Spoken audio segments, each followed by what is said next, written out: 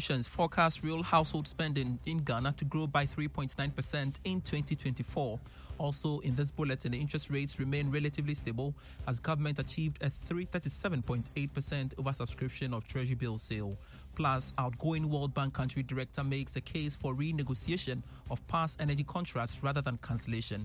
We have details of these and many more shortly. For your time, I am Pius Kujobaka. To our very first story, outgoing World Bank country director Pierre Laporte is making a strong case for the renegotiation of past energy contracts rather than cancellation. It follows government's decision to cancel the Trafigura power deal, resulting in a judgment debt of $140 million.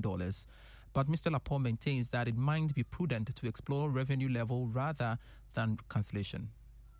But in the meantime, what can government do, which is what they're doing, talking to those these companies and try to renegotiate the terms of those contracts. I think that renegotiating is the best approach than trying to cancel these contracts because of the judgment issued out. Contract. You cannot. Contract is a legally binding agreement, and you can cancel if the two parties agree. But I don't think any party has agreed just to cancel it. Because there's a similar issue happened with the Trafigura issue that we had to pay judgment jets, and I'm just saying that so going forward. Yeah, because if you just cancel a contract, the companies will take you to court, and like I said, unless they agree to walk away. So I think that. So going forward, we should look at how to renegotiate some of these. It's ongoing. I cannot go into much detail. The Minister of Finance, Minister of Energy can give you more about that, but it is ongoing. But going forward is, on the one hand, don't repeat this. But also, I think the oversupply will be, to some extent, dealt with because, consumption is also growing. Demand is growing all the time. So at some point, the oversupply will be matched by higher demand. Pierre Laporte is the outgoing World Bank country director in that interaction with my colleague George Yafit there. Now, Fitch Solutions is forecasting that real household spending in Ghana will grow by 3.9% year on year in 2024. This, it says, is due to the easing of both inflationary pressures and debt servicing. More in this report. According to the UK-based firm, stability in the labour market will help to improve the prospect for consumer spending as consumer confidence begins a path of recovery. This follows years of stubbornly high inflation over 2022 and 2023. In June 2023, consumer confidence in Ghana fell to 87.5 after increasing to 88.8 in April 2023. While this level is substantially higher than the 79.7 level in June 2022, Fitch Solutions said it remains lower than the 96.5 average over the year of the COVID-19 pandemic. It added that high levels of inflation, slower economic growth, rising levels of dissatisfaction with government policy and interest rate hikes are all contributing to a downbeat Ghanaian consumer. In November 2023, the consumer price inflation slowed to 26.4% year-on-year, the lowest level since August 2022. This level of inflation, as said, remains significantly higher than what consumers are used to, where over 2015 and 2019, inflation averaged just 12.4% year-on-year. A Business Desk report. Interest rates remain relatively stable on the money market as the government achieved a 37.8% oversubscription of Treasury bill sale. That's according to auction results by the Bank of Ghana. Here's more. According to the auction results by the Bank of Ghana, the rate on the 91-day T-bill inched up to 29.35% from 29.04% the preceding week. However, VAT of the 182-day bill fell marginally to 31.94% from 31.96% previously. The 364-day bill remained unchanged from the past week's 32.49%. With inflation easing to 26.4% in November 2023, there were expectations that interest rate would fall significantly. Meanwhile, the government got 3.575 billion Ghana cedis from the T-bills auction. About 2.155 billion cedis came from the 91-day T-bill, representing 60.27% of the total auction. The government, however, accepted 2.154 billion cedis of the offer. For the 182-day T-bill, 750.13 million cedis were tendered. The government, however, accepted 746.11 million cedis of the bid. The 364-day bill also saw bid of 669.98 million cedis. A Business Desk report. The international tech and ride-hailing company Yango has maintained that it will support all partners, including its drivers, to successfully implement the new vehicle income tax introduced by government.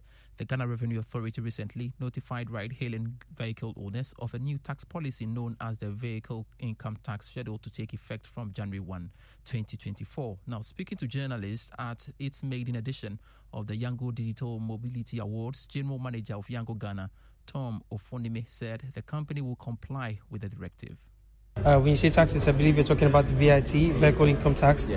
First, there was sensitization. So this is not a new tax per se. What they're just trying to do is reinforce it. As a player in the industry, the first thing that we do, our first reaction is always compliance. And we're working tirelessly to comply. Yes, we've also spoken to key stakeholders, as though the timing seems a bit too sudden, but we're doing everything we can do to stay compliant, and we'll continue to speak with them about how we can, be a bit more flexible in terms of deadlines. Tom Ofonime is the General Manager of Yango Ghana. You're still listening to the Joy Business Report. Ghana Tourism Authority says it is targeting over 100,000 tourists for its December in Ghana event.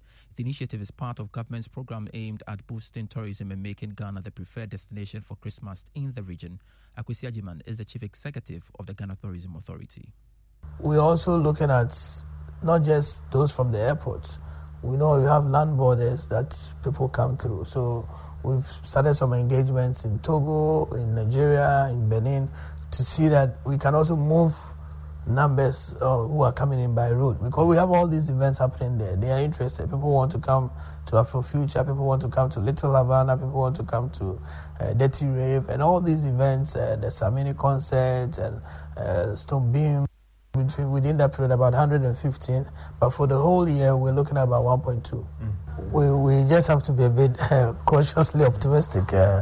We are way very close to pre-pandemic. Because for me, pre-pandemic was 2019, where we did about close to 1.18, almost 1.2 million.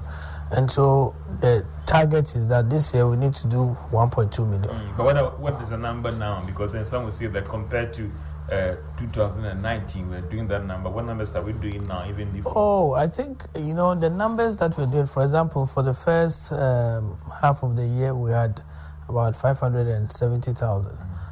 The last quarter, we just ended, so we are close to about 800.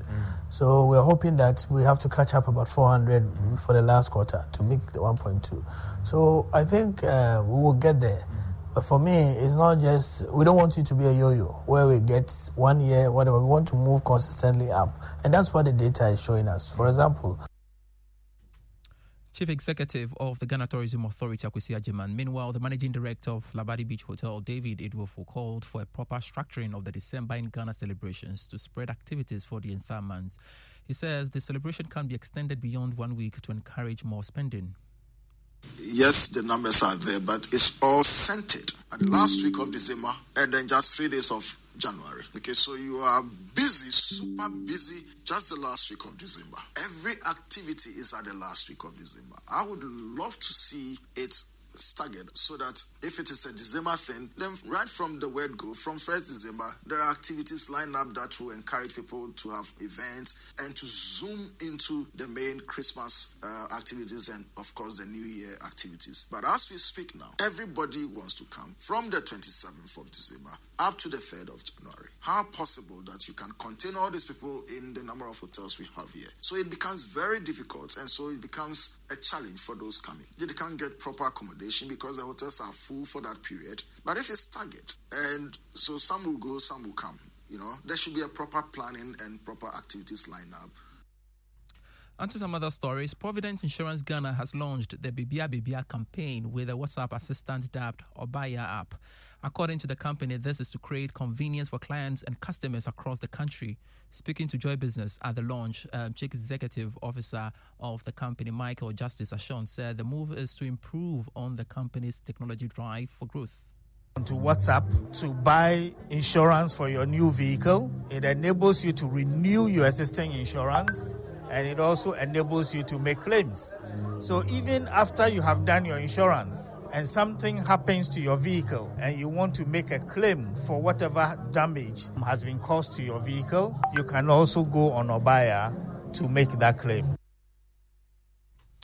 And that's it for the Joy Business Report. But before we go, the EcoBank Salary Account is a special account designed for workers of all income brackets desirous of receiving their salaries through EcoBank. With the EcoBank Salary Account, you are guaranteed all the benefits of a normal savings or current account plus many more.